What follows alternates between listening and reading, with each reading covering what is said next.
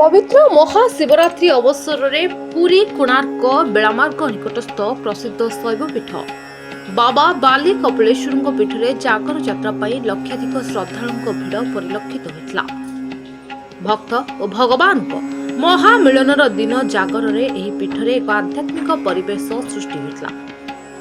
अन्यपटे पुरी जिलार अन्यतम प्रसिद्ध शैवपीठ बाबा बाली कपिलेश्वर पीठ में लक्षाधिक श्रद्धालुओं समागम को दृष्टि रखी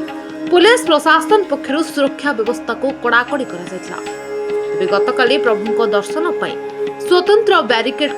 श्रृंखलित दर्शन निमंते विशेष व्यवस्था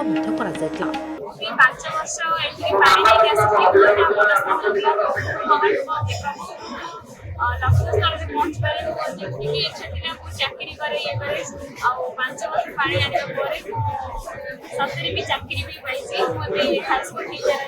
ठाकुर तो निजे सेतेले असंभाळ थिबे ठाकुर को निजे बंचिया न बंचिया सहित समान सेतेबेले कोन ठाकुर को आमे ए सब बर मागले ठाकुर देई पारिबे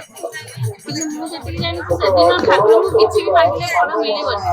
तथापि आमे ठाकुर बाकर दीप जाली मानसिक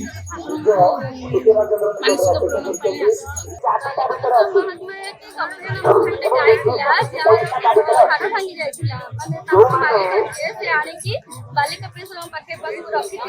कि जदि सकाल सुधा गाईर हाड़ ठीक तो से प्रति वर्ष से गाईर क्षीर तो बाबा बाली कपिलेश्वर मानसिक रक्षा से सकाल गाई डेई मालिक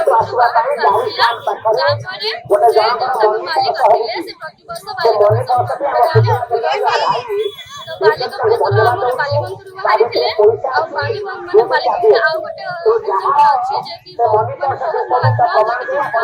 सजाड़ी पशु पक्षी माने पशु पक्षी भी नुहे मनीष मैं जहाँ भी समस्त अच्छा तो समस्त हाड़ को जमी गोड़ हाथ अंटा जहाँ भी सब सजाड़ी दिखाई बाली कपिलेश्वर समस्त भले ठाकुर को जहाँ ये करेंगे भंगाड़ जोड़े आखिले ठाकुर कौन मानसिक नहीं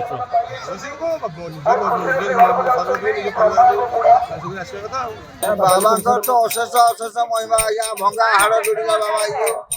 आक महिमा बाबू आम चलचे हाँ प्रति वर्ष जागर आम आसू 10-20 वर्ष लानी आसू ए वर्ष भी नुहे 100 वर्ष जागर बाबा महिमा चुके कौन मानसिक किए वर्ष आसुँच हाँ आज्ञा यही तो मानसिक आज्ञा सब किसी मानसिक बाबा पाखे कौन मानसिक सब किसी तो रोग वैराग बाबा कोणार्करू अरुण कुमार विश्वाल रिपोर्ट हिरांचल लाइव।